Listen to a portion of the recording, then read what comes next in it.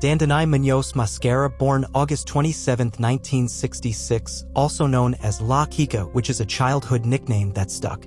La Kika is slang for the fat girl. Not too sure how he got that nickname, but anyways. La Kika is a Colombian former hitman for the Medellin Cartel, a drug trafficking group.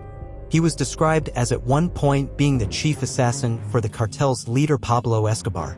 He was believed to be responsible for the deaths of an unknown number of people, with official estimates ranging in the hundreds. U.S. authorities currently link him to the deaths of more than 220 people, having supposedly murdered members of both his own organization, the Medellin Cartel, and the rival Cali Cartel, as well as police officers, innocent civilians, and government officials. Colombian authorities connect him to the deaths of more than 40 police officers. Arrested in 1991, he is serving multiple life sentences in a U.S. prison. This video dives into the brutal and savage life of La Kika. The Medellin Cartel in Colombia was started in the early 1970s by Pablo Escobar as a smuggling network. During the 80s, it brought in up to $60 million per day in profits from cocaine distribution alone, making Pablo Escobar one of the richest men in the world. At the time of his death in 1993, he would have been worth $59 billion in today's money. However, despite the wealth of the Medellin drug cartel, the city of Medellin was unbelievably poor. What did Pablo Escobar plan to do about that? He planned to use the loyal citizens of his hometown as soldiers. La Kika was one of those soldiers. Dandanay Muñoz Mascara, who later used other aliases such as Juan Diego Diaz or La Kika, was the youngest of 9 children and grew up in extreme poverty. La Kika joined the cartel in the 70s. He started off by doing small jobs for the group, but later became a hitman, and a good one at that. He was later appointed to chief assassin by Pablo. La Kika trained Pablo Escobar's sicarios, rumored to have numbered in the thousands when the Medellin cartel was at its height. He personally commanded 140 of them, most of whom were just impoverished teenagers looking to make money by killing people. He is directly responsible for the deaths of at least 220 people, carving KK on a lot of their bodies.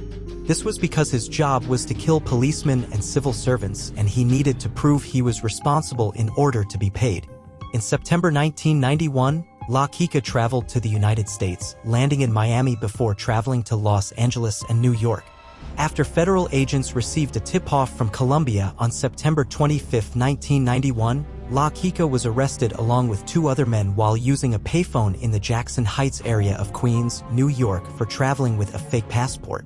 Officials stated that none of the men were armed and offered no resistance when challenged by officers. La Kika initially lied to agents, stating his name as Esteban Restrepo Echevarria before his identity was confirmed by fingerprint records provided by Colombian officials. He was presumed to have traveled to the United States on an assassination mission and was held without bail as a result.